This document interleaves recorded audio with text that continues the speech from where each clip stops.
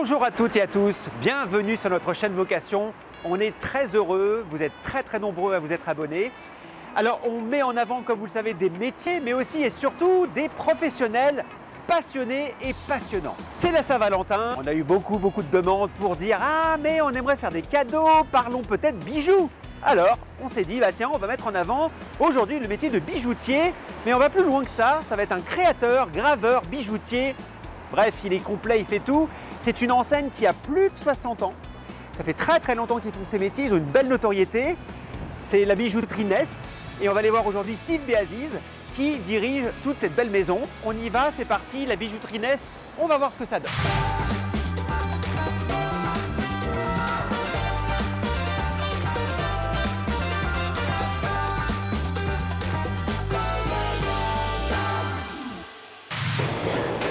Monsieur Steve Béaziz. Salut Monsieur Laurent. Bon, tu te présentes vite fait. Steve Béaziz, gérant de la joaillerie bijouterie Ness. On est dans le 17e. Alors là, on est dans ta toute nouvelle boutique. Voilà, elle date, elle a 18 mois. Un peu plus cossu qu'habituellement où j'avais l'habitude d'aller dans les quartiers populaires. Et là, on vise, on va dire, tout ce qui est la zone touristique. Allez, on va commencer. Première des choses, raconte-nous déjà ton parcours, d'où tu viens, comment t'en es arrivé là. Un parcours, mais si tu veux, toute ma vie, j'ai été dans les bijouteries, quoi. Même étant gamin, mon père, à chaque vacances scolaires, me prenait par les cheveux. On restait aller jouer avec mes amis. T'avais les cheveux à l'époque? Oui, exactement. Merci. Et il m'a amené au magasin. Donc dès l'âge de 8-10 ans, on va dire, j'ai participé à toutes les courses du magasin. Donc j'allais chez le fondeur pour mon père, j'allais chez le maquettiste. Donc c'est un métier qui a été inné, on va dire. D'accord. Donc j'ai appris sur le tas. Donc c'est un héritage. Bien sûr. C'est un héritage. C'est un héritage familial. Donc quand même, ce qui est important que tu précises quand même à la caméra, c'est que tu viens d'une famille de bijoutiers créateurs, vous avez mangé, dormi avec ça. Quoi. Exactement. Voilà. On a dormi, on va dire, j'ai bouffé de l'or, des diamants, des saphirs, des rubis. T'as pris du poids là. À longueur de journée, quoi. Ouais. Mon père, quand il rentrait, il expliquait à ma mère, aujourd'hui j'ai fait cette pièce, j'ai vendu ça, je suis allé découvrir la banque. Tu vois, comme c'est un métier d'artisan, mais l'artisan doit tout gérer. Est-ce que toi déjà, quand tu étais plus jeune, tu savais que tu allais faire ce métier, tu te projetais, ou alors pas du tout, tu voulais justement changer, faire autre chose? Exactement, je voulais pas du tout faire ce métier. Qu'est-ce que tu voulais faire à l'époque? J'étais en Duc Déco, voilà, et je me préparais, on va dire, à des métiers ou de la finance ou de la compta. Et on va dire. Mais en étant persuadé, ou convaincu, ou moyen? Non, pas très convaincu, mais on va dire, malheureusement, j'ai eu un fait dans ma vie, la perte de ma mère en 98. Et mon père m'a demandé de remplacer tout ce que faisait ma mère, c'est-à-dire la comptabilité, la gestion. Et je suis rentré, voilà, comme ça. Donc l'événement déclencheur, ça a été la disparition de ta mère? Et je suis rentré pour aider mon père et on va dire inculquer un souffle plus moderne et nouveau à la bijouterie de mon père. Alors quand tu as commencé, est-ce que tu as dû tout réapprendre ou apprendre tout court, techniquement, la vente? Ou déjà, ce que tu disais tout à l'heure, quand tu as été irradié d'informations de ton père, tu savais déjà tout? Je savais tout. On va dire entre 15 et 20 ans, aller travailler, aller faire des petits jobs. Et moi j'allais travailler le samedi dimanche avec mon père. Donc, tu faisais de la création déjà quand tu étais jeune? Je suivais l'atelier avec lui, j'allais faire des courses avec lui, j'allais dans les salons. Dans les salons internationaux, on se baladait, on allait voir toutes les machines outillage que mon père adorait, on allait voir toutes les nouveautés, toutes les tendances. Donc bien sûr, j'ai appris ou je me suis amélioré. Mais sinon, le métier était ancré en moi. D'accord. Donc, est-ce que l'intérêt, c'est de se dire, est-ce que finalement une vocation, est-ce que c'est ça? Est-ce que tu penses qu'une vocation, c'est quand c'est inscrit dans notre ADN, on le ressent profondément? On va dire que la vocation, elle est là parce que nous, on était une famille toujours unie. On va dire que c'est l'ADN, on était concoctés pour être dans les bijoux. Tu n'as pas fait de formation pure autodidacte? Non. Que sur le terrain? Exactement. Tu n'as jamais fait de formation continue? Non. On a souvent parlé de formation continue dans les autres épisodes, c'est-à-dire de continuer à se former tout au long de son parcours professionnel. Est-ce que ça a été ton cas? Alors, oui et non, parce que quand j'ai inculqué un nouveau souffle en 98, j'ai mis en valeur certaines marques horlogères et là, j'ai été faire de la formation horlogère. Lesquelles? Tout ce qui est réparation, remise à niveau d'horlogerie, de montres, de pendules. Donc par exemple, tu décides de vendre du Breitling. Breitling te forme de A à Z sur ce genre de choses. Exactement, sur leur mouvement surtout. Tu décides de faire Rolex, pareil. Pareil. Est-ce que les formations de ces grandes maisons sont différentes ou alors quasiment les mêmes. C'est à peu près les mêmes. D'accord, c'est des formations que tu payes ou c'est des formations qu'on te paye pour les faire? On me paye pour les faire. Ou des fois, c'est gratuit. Alors, une chose importante, quand on est bijoutier, est-ce que n'importe quel bijoutier peut vendre toutes les marques ou alors pas du tout? Parce que tu peux ne pas être sélectionné. Exactement. Pour avoir des licences, il faut être choisi, il faut avoir un peu de trésorerie, parce que ce sont des licences qui coûtent cher pour la mise en place de telle et telle marque. Et beaucoup de marques sont très sélectives, donc il y a des marques où on n'a pas du tout accès. Ah, ça, excuse-nous, c'est très important. Alors du coup, si jamais on est dans cet esprit, finalement, quels sont les paliers de trésorerie ou de chiffre d'affaires pour, par exemple, avoir Breitling? Je ne parle pas de cette marque particulière, mais on va dire qu'un panier moyen, une ouverture, c'est entre 50 et 200 000, en fonction des marques. C'est-à-dire que si tu fais un chiffre d'affaires en deux... Non, c'est-à-dire que l'ouverture de la marque, c'est-à-dire que pour avoir une marque dans ta vitrine, il faut que tu injectes entre 50 et 200 000 euros pour avoir les produits, la première commande. Ah, d'accord. Donc Voilà. tu veux dire que eux, ils te demandent un minimum de 200 000 euros de marchandises achetées pour que tu puisses, toi, les vendre. Exactement. Mis à part ça, ils te demandent un environnement horloger ou un environnement joaillier. Un des critères importants, c'était l'environnement pour qu'une marque accepte ou pas de te suivre. Alors justement, qu'est-ce qui fait qu'une marque comme Breitling, Rolex, peu importe, ou Chopard, puisse se dire oui, nous, très bien, on va accepter que tu vendes des produits dans ces quartiers, dans ces environnements? Non, ils ne vont pas accepter. J'étais pas dépositaire de ces marques-là dans ces quartiers-là. Non, pas du tout. Ils n'acceptent pas. Ils veulent un environnement cossu, élégant. D'où mon déplacement dans ces nouveaux quartiers où il y a, on va dire, c'est plus huppé et où j'ai plus de chances d'avoir des marques. Donc tu veux dire que les grandes marques, tu les as maintenant que tu es dans un quartier plutôt chic? Exactement. Mais alors, qu'est-ce que tu vendais à l'époque? À l'époque, je vendais des montres Guess, Festina. Mais tu faisais d'autres marques? Je faisais d'autres marques par connaissance. D'accord. Voilà. Donc tu achetais et tu revendais, voilà, exactement. mais c'était pas des partenariats où tu n'avais pas le droit de faire de la pub voilà, avec eux. Exactement. C'est important de parler un peu de sous, Bien sûr. hein? Voilà. C'est la vie d'un bijoutier aussi. Exactement. Ouais.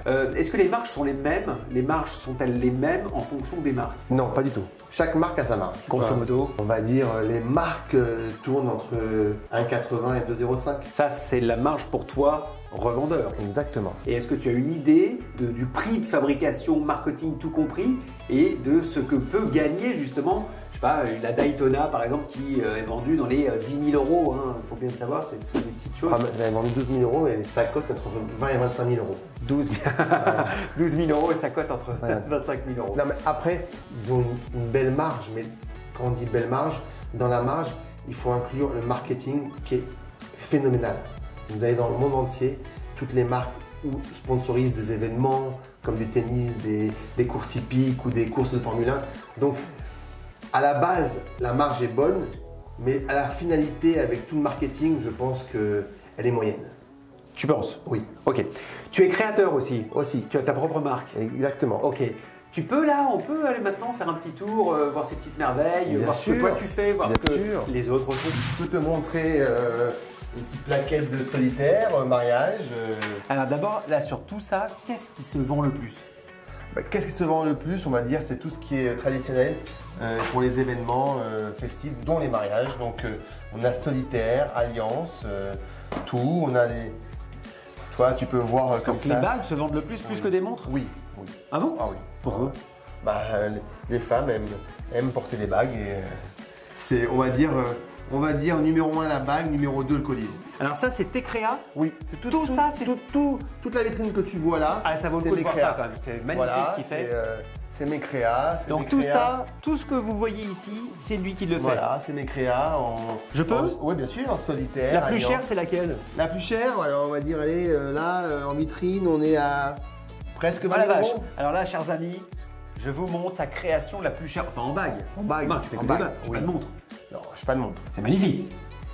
Connaissez-vous le... Je peux montrer le prix? Bien sûr. Connaissez-vous le prix? 18 500 euros. Ça fait quelques salaires quand même. Un bijou comme celui-ci. D'abord, comment tu l'imagines? Tu le dessines? Ah bah bien sûr, on le dessine, on le design. Aujourd'hui, on a beaucoup de logiciels. On met en valeur la pierre centrale, là, qui est un 2 carats. On fait un petit sertissage. On fait la maquette qui nous ressort ou en or ou en platine, comme veut le client. Et voilà, là, on fait des petits modèles. C'est notre production, c'est notre stock pour montrer. Pour toi, elle me va bien. tu as... Alors, du coup, combien de temps de fabrication un produit comme celui-ci? Alors, il faut compter 10-15 jours. de A à Z, hein, de la maquette au produit final. De la conception jusqu'au produit final. Voilà, exactement. Alors, est-ce que tu peux nous dire, en gros, tu te fournis des matières premières? Ah ben, là, c'est de l'or, donc l'or, on l'achète en kilos.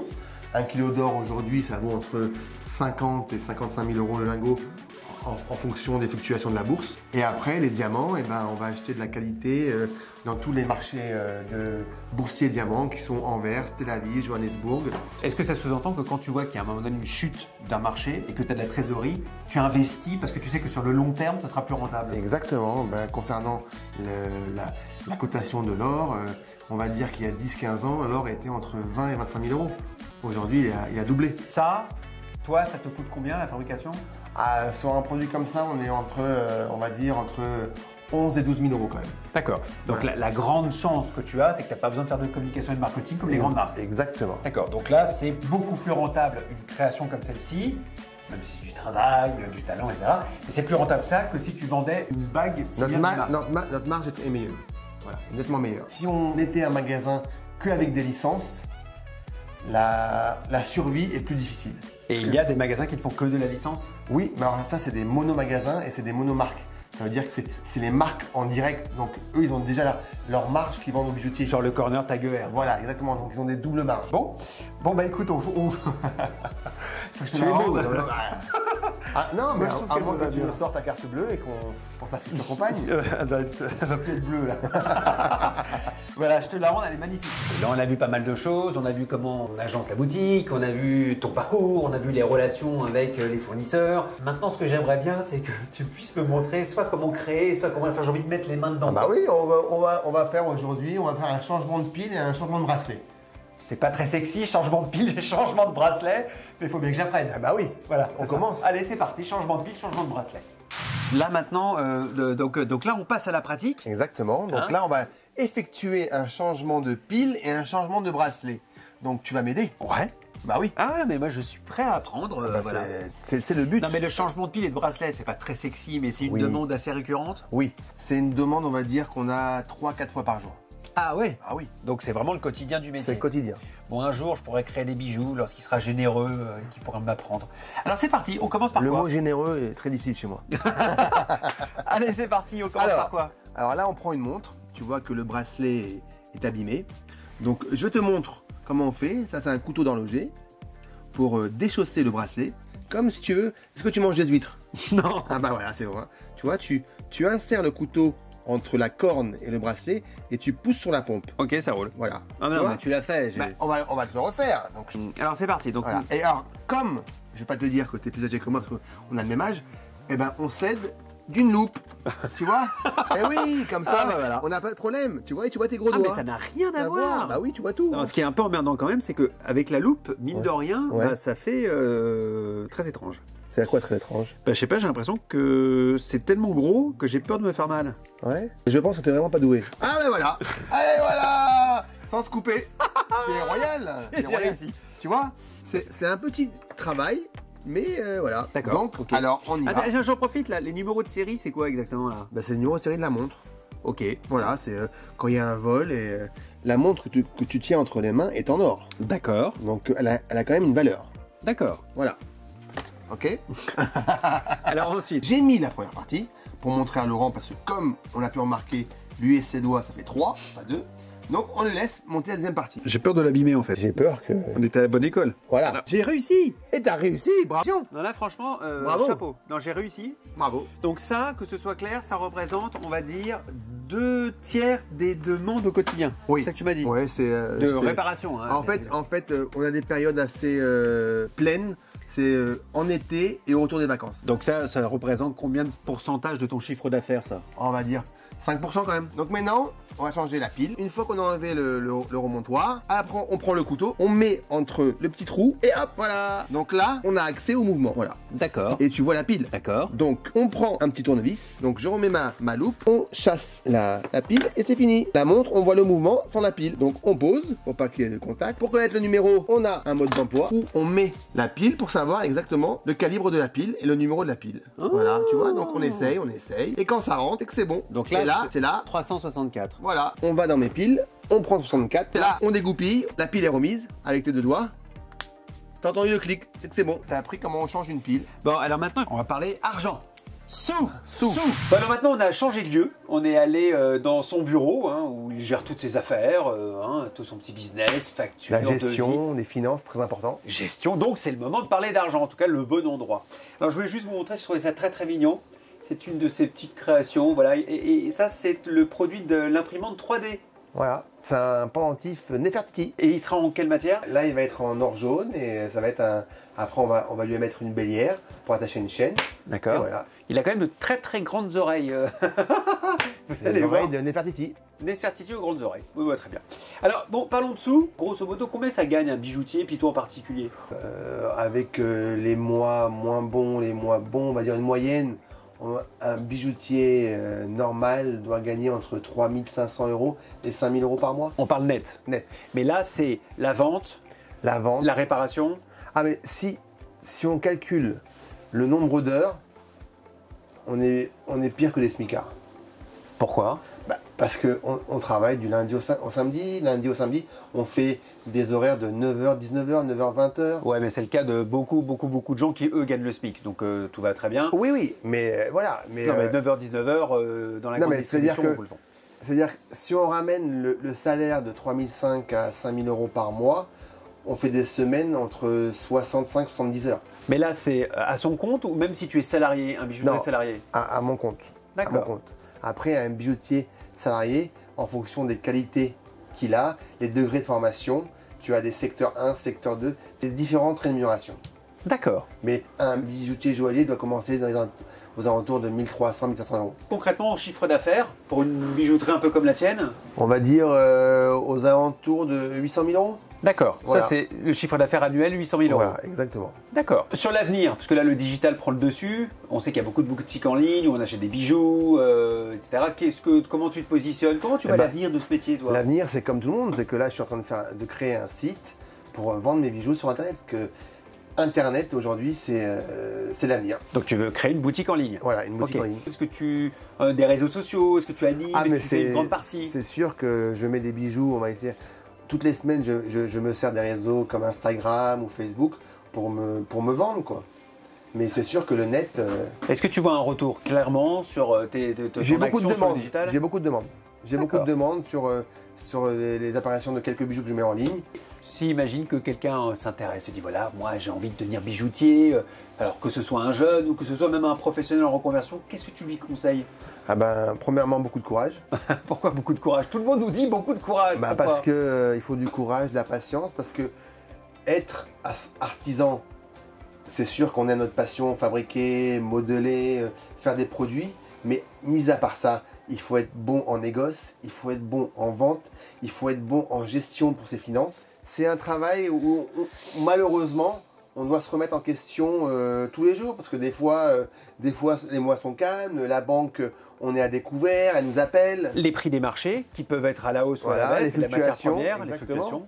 Donc c'est pour ça que le courage et l'envie pour le faire. On a appris plein de choses évidemment sur les produits, les bijoux, la création, la matière première, les fluctuations du marché, comment on répare, quelques petites choses. Il m'a permis de réparer, je n'ai pas été très doué, mais enfin j'espère que vous avez vu comment on fait. Vous pourrez peut-être le faire chez vous, changer une pile. En tout cas c'était sympa, on a vu plein de choses. Métier compliqué quand même, ça ne s'improvise pas. Mais métier fabuleux, en tout cas c'est une belle vocation. Merci encore à tout le monde, merci à vous aussi de nous suivre aussi nombreux. Abonnez-vous, n'oubliez pas, la chaîne Vocation, plus vous serez nombreux, plus il y aura d'abonnés, plus on pourra aller voir plein de métiers très intéressants.